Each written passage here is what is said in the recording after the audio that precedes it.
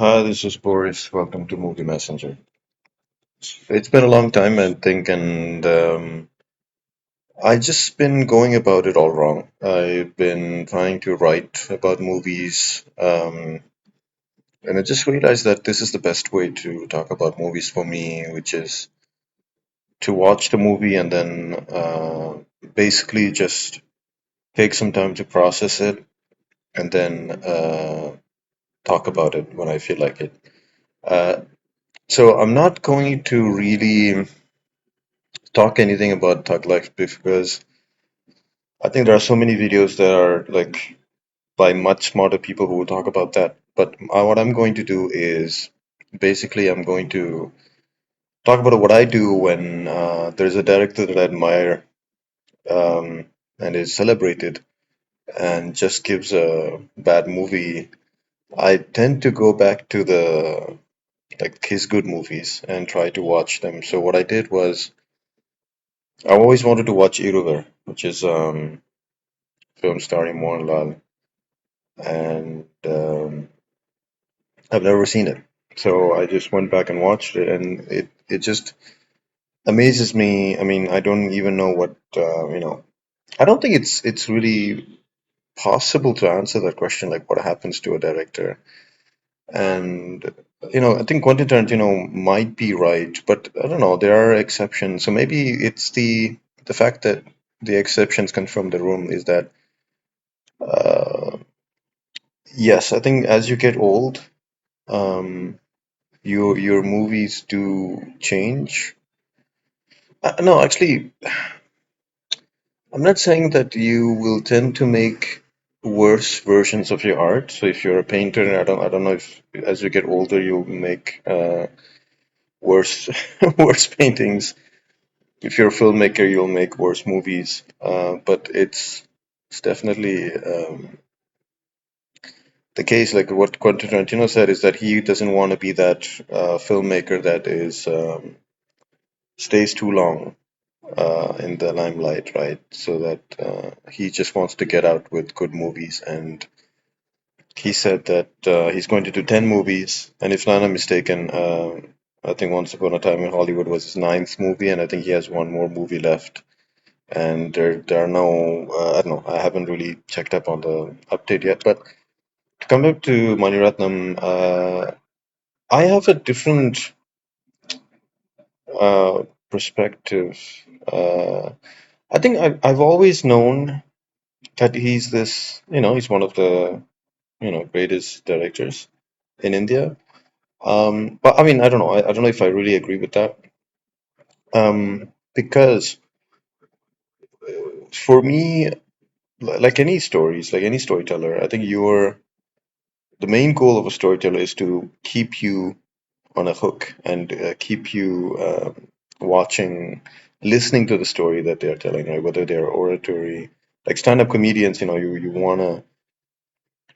want to listen to the stand-up uh, comedy show, and then you want to watch it over and over again. Um, and I feel the same about comics, about songs, about video games, about so many different things. Where it's like the storyteller has to keep you hooked, and I really don't think Mani Ratnam really cares about that. So I don't really see him as like my favorite director.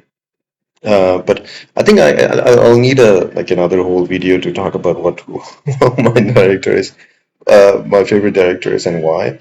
But actually, speaking of, so I watched Tug Life and I was very unhappy about how it turned out. All this potential, all this money wasted, and then I'm seeing Iruvar, which is, yes, you can see the you can see all the there's an expression like you can see every penny on the screen, and I in a way like Iruvar it was true, like you can see every penny on the screen, and it's like slowly builds, and there's a focus on a character arc, right, on a character. Well, I don't know if I can call it a character arc, but there's a character.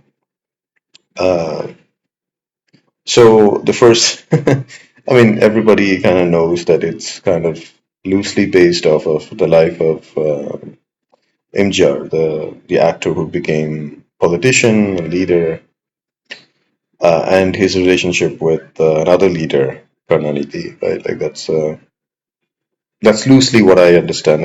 That's loosely what I know because I don't like to follow politics, and I don't, to be honest, I don't see the use of it. And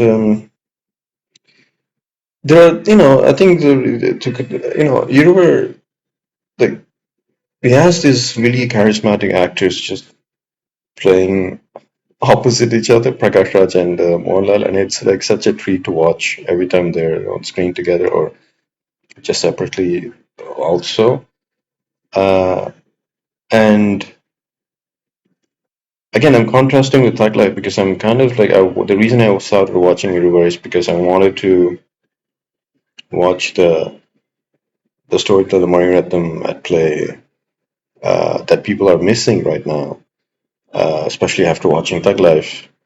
Is that like the way the scenes are staged, the way the importance is given to each scene, and the impact each scene has is like so directed.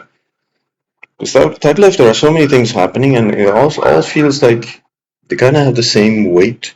And at the end, you don't really connect with anyone, any character, and you just end up just basically watching until this thing ends, and which is a sad thing, to do. Um, so, like in Irwin, like the character Anandan, played by Mohanlal, you immediately care for him. Like just within a few scenes you see how difficult it is to and how he struggles to find roles, and when he finally finds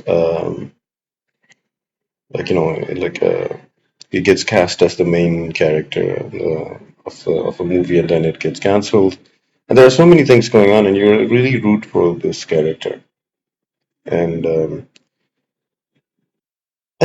to be completely honest, like there are like this is my complaint against Mani Ratnam. I don't know if he again, I mean, I want to say like I don't think he really cares, but like growing up, I've never really wanted to watch Mani Ratnam films because all his films, well, first of all, they all looked a little bit dull, to be honest, as a kid, right? But now you can appreciate it because you had a more international perspective because you've seen more films um, and you understand what he was going for.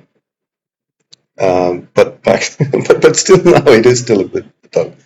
Um, and I've been, and it's and of course, like like it's collaboration with Kaya Ragman, like which again, like we need to mention because he's the soul of the scenes, the movie.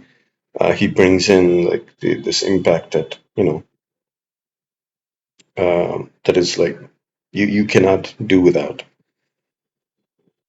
Um, so in Iruvar, it's a really great film, and I was going to say what I was just like losing the points here.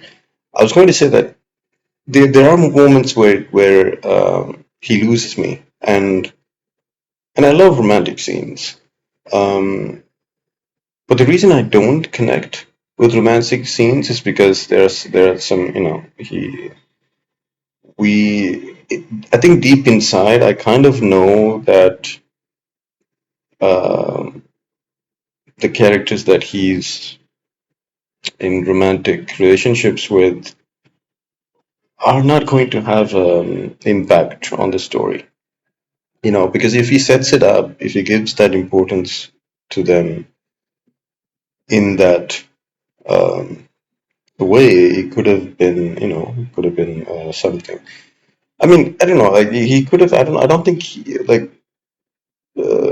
I think in reality, isn't that what happened? Like Jayalalitha was actually, one of the co-stars, and then she, became part of his party or whatever. And then um, I'm sure there were rumors of like, oh, is he sleeping with her and blah blah blah. Like just like the gossips we would have had now. And I don't think like that. That is shown in Iruvar, which I think it could have been shown. Um, and ultimately, I think like him cheating with his wife because he's married, and when he's romancing another woman, like there's no.